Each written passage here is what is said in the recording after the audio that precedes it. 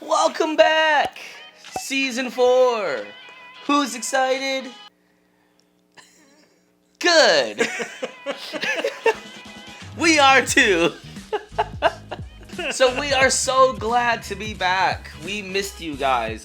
We were talking earlier today. We were really excited to be filming again because it's been kind of awkward not having people to talk to.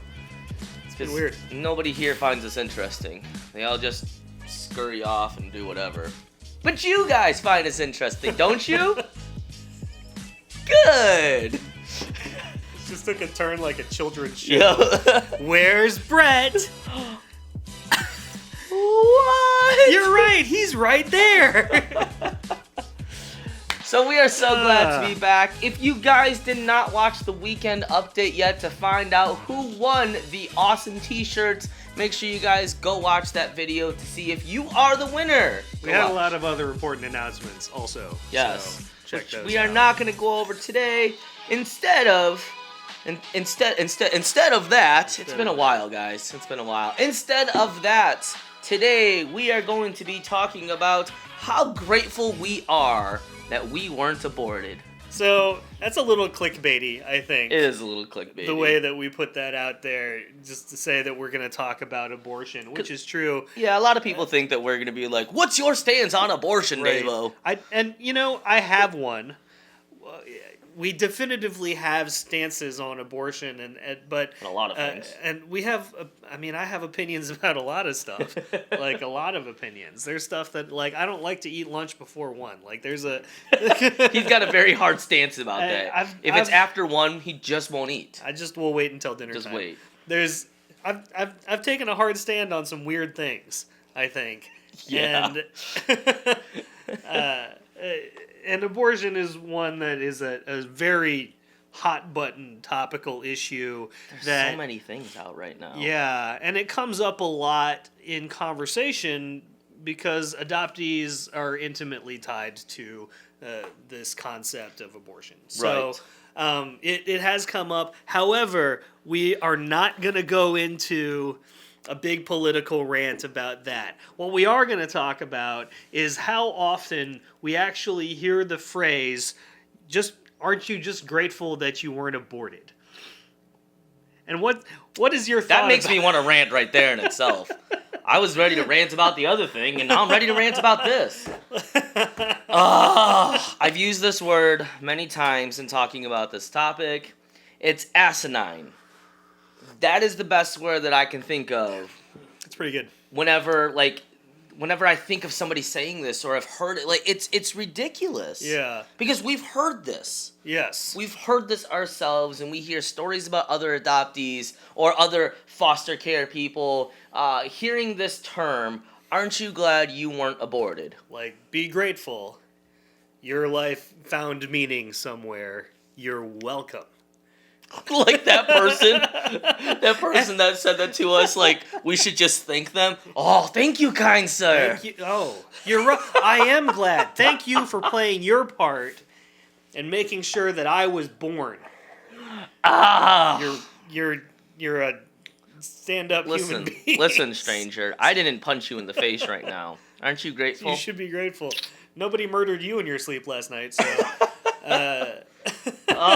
It's crazy. But stupid things like that come up all the time. Now, like you said before, abortion is this huge hot topic. Yes. Miley Cyrus is doing this thing with Planned Parenthood right now, and the whole world of social media just doesn't matter what stance you're on.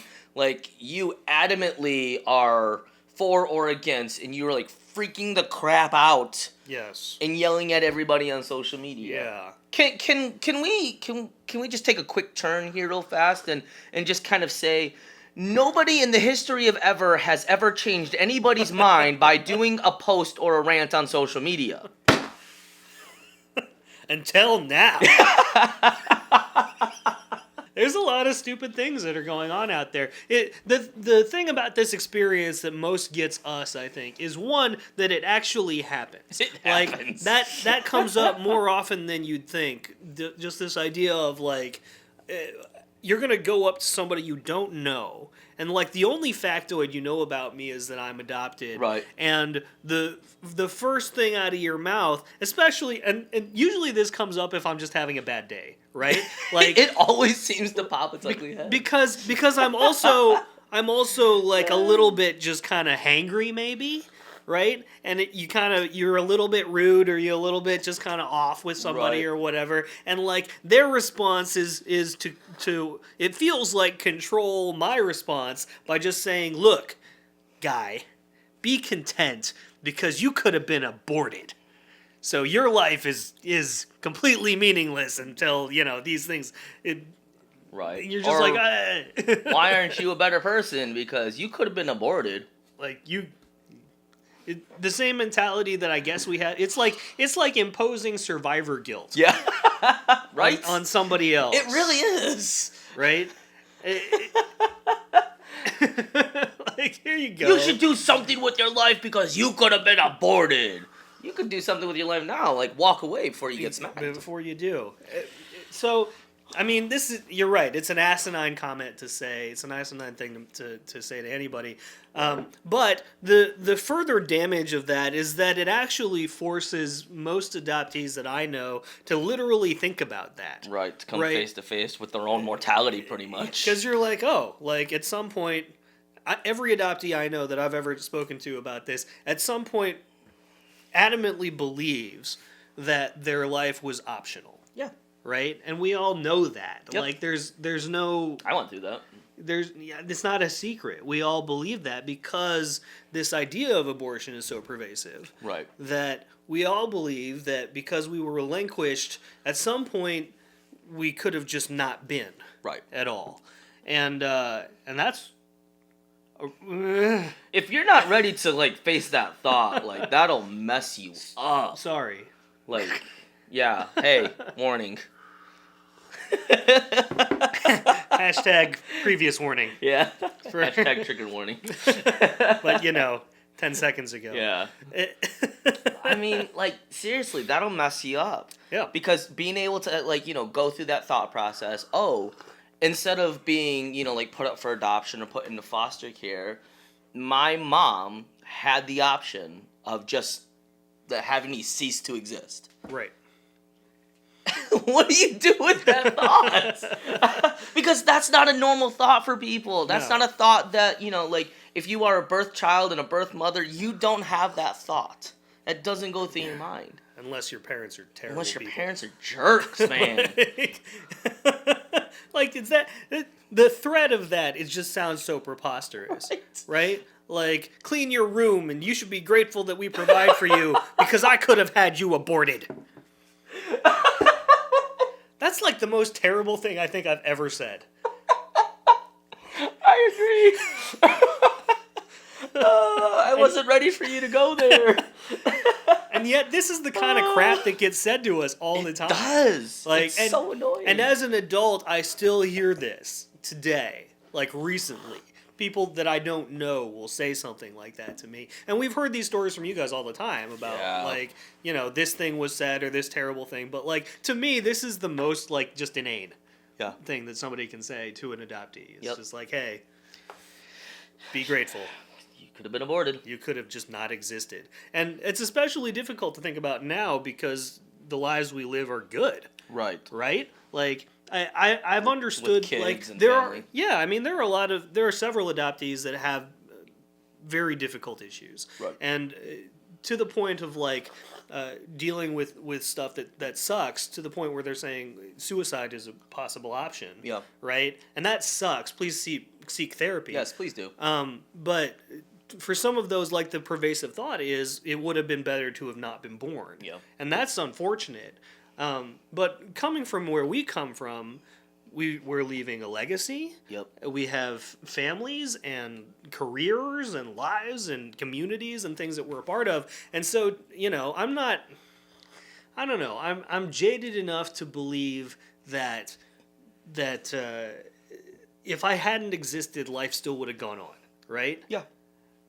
But that's not the reality of our situation. The reality of the situation is that we do exist and the lives we live are pretty awesome. Yeah. So to have tried to reconcile the fact that there was a point in time where none of this could have happened by the option of somebody I don't control. Right. Somebody you don't even know. Right. That's a stunner. Yeah. And it takes some thinking about. And the audacity of a stranger, or even somebody you know, honestly, that's probably worse, right? Yeah. Like, the audacity I'd punch of the person I know. Yeah. I'll punch a stranger. Just a straight up audacity to bring that up to somebody at all. Yeah. As just like, one, be grateful, and two, you're optional. Is rage inducing. That's the nice way of putting it. Trying to keep this relatively family friendly, even though what we're talking about right now is a little rough. We should did we put a disclaimer on this? Oh, disclaimer. Here we go. View with children first. Yeah. Without children. That's how mad I am. I can't even get it together. But I mean, so let's talk about this here for a second. Okay. We've talked in previous episodes, where a lot of adoption trauma brain, is equated to like PTSD and things like that. Mm-hmm. And there's a lot of adoptees out there, like especially in the teenage years where you're really starting to form that identity. You're forming who you are. And you kind of, like, if this question, like if I really thought about this question whenever I was in those formative years as far as like my identity, trying to figure out if I am worth anything, that would screw me up. Yeah, like, that'd be rough. Completely. Like, I remember, for a brief phase I went through the am I worth anything phase. Like, is there a reason I'm here? And I've had this talk with a couple other adoptees, a couple other people. For me, at least, like, suicide, like, it was never an option because that would still cause inconvenience to people around me. Sure.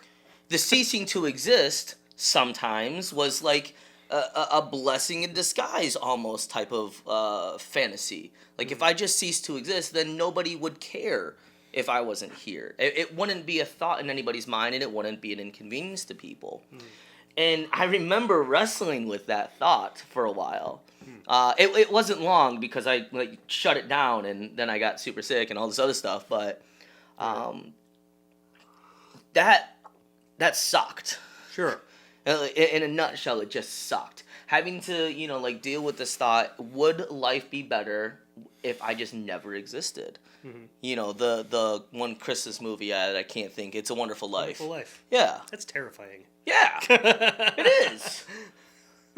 Like, now it is. It's a feel-good movie. It's very enjoyable, and but whatever. But it's still terrifying. The concept of just like, I mean, we talk about adoptee fantasies of like, what would life be like if? Right. And that would always be mine. Be like, what if I had just appeared someplace else? Right. Right? Or, I mean, we don't know. Like, I didn't really have a whole lot of like birth family reunion fantasy or anything like that. No, but it was always like, almost everything is impermanent. Right? So who knows? Or maybe like everybody just gets amnesia and I just, get to rebuild something or whatever, right? Yeah. There's all of these different thoughts. Yep. And to address those is our normal, but it's not really normal. No. Yeah. This is a rough one, guys. Parents that are watching out there, like, we're not saying go and have this conversation with your kid. They're probably not ready to talk about it. Honestly, we probably weren't ready to talk about it. Adoptees, if you're watching this out there, like, be honest with yourself. Are you ready to face this kind of head on yourself right now? Mm-hmm. Sorry, again, trigger warning.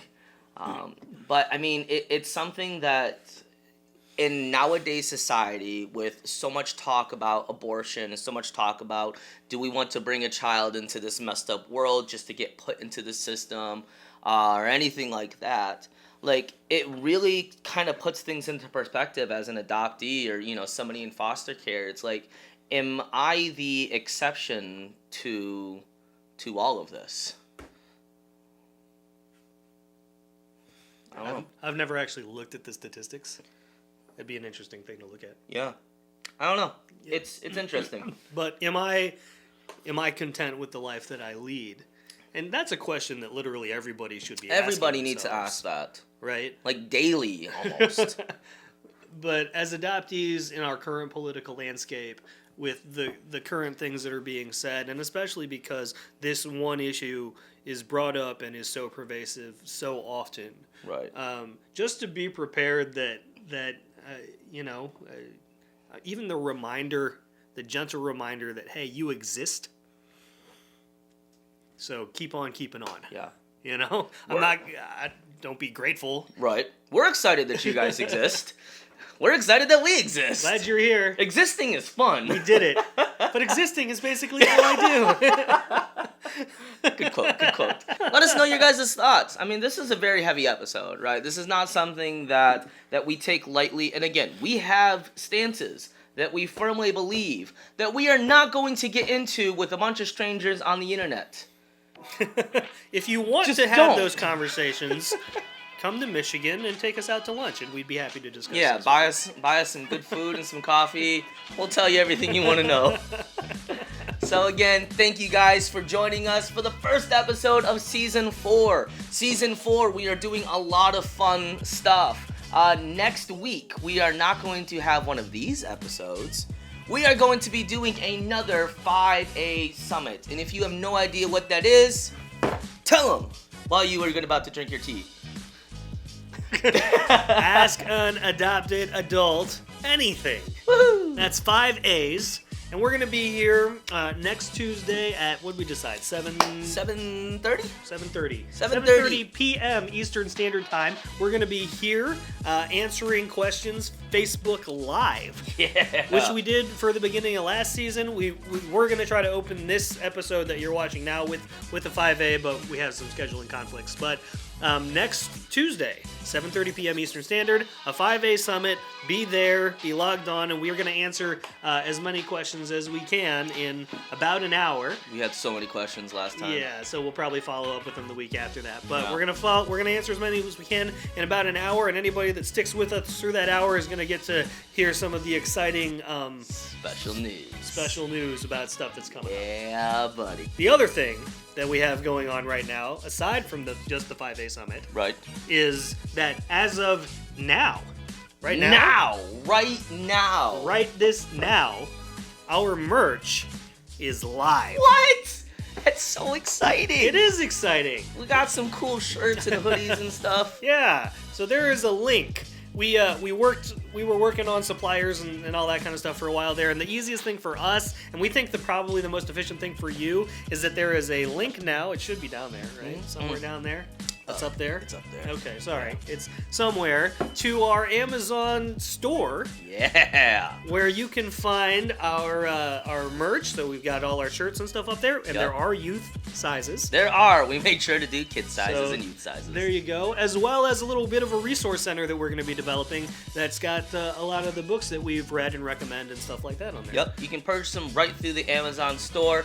It does help us. It is an affiliate account. And it does help bring a little bit of something to the channel to help us keep everything going. I went with something. No. Are you embarrassed by that? Yes, I totally don't do that.